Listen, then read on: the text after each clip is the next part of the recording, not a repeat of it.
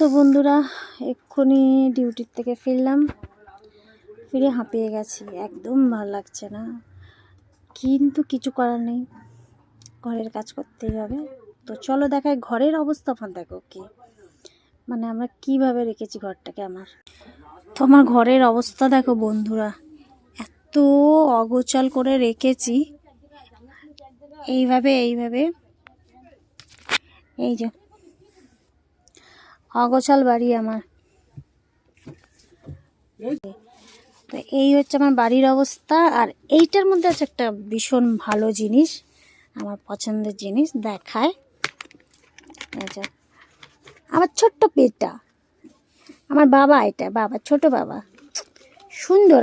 এই ওকে আমি রোজ রাত্রির বেলায় বিছানায় ছেড়ে দিই, তো এখন ও বিছানায় যাওয়ার জন্য অস্থির হয়ে যাচ্ছে।